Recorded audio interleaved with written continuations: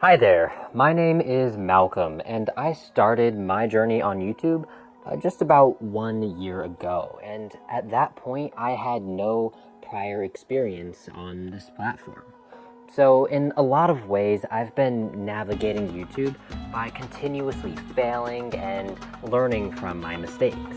But today I'm going to share with you everything that I've learned over this time, because there is a lot that I have learned that I would like to share with anyone that is potentially going to start a channel yourself, or if you're just curious how the YouTube game goes. Later on, I will also be sharing just a quick tip about a specific mistake that I made myself that set my progress back by months, that I see small channels making all the time.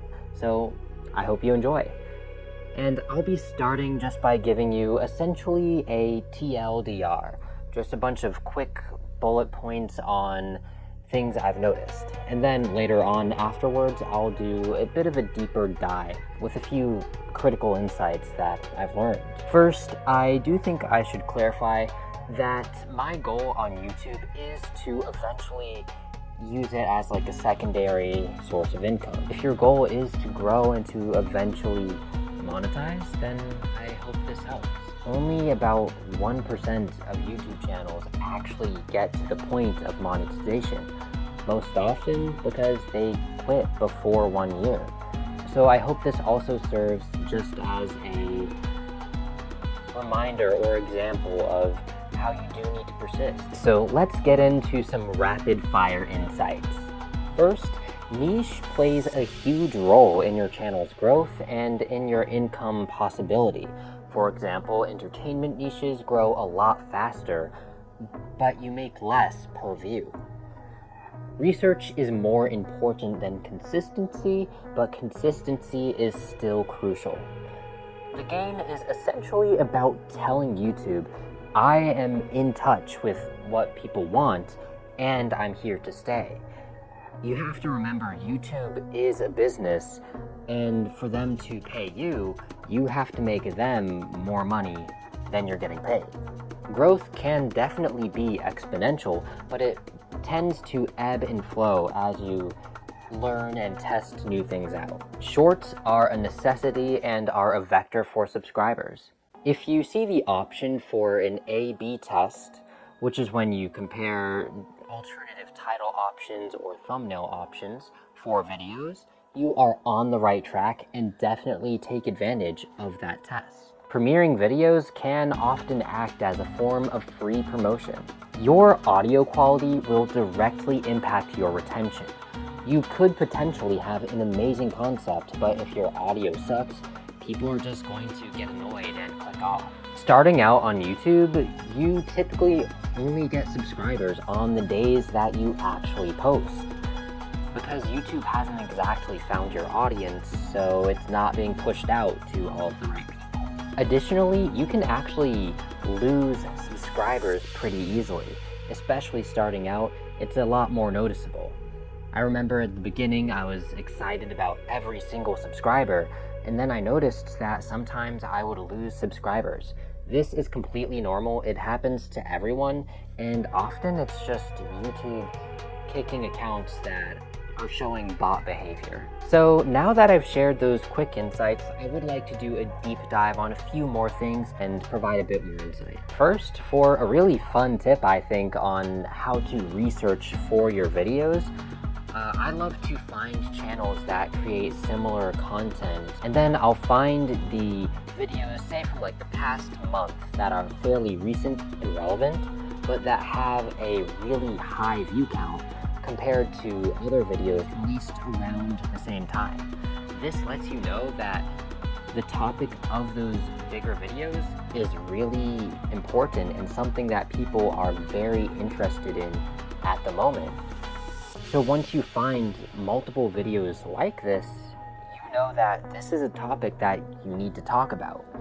What you do then is you compare all of the similar videos on this specific topic, and you see which ones perform better. Compare and contrast. See what similarities there are with the best performing titles and thumbnails, and look at the exact content of the video. Do they share specific resources? Do they mention certain companies?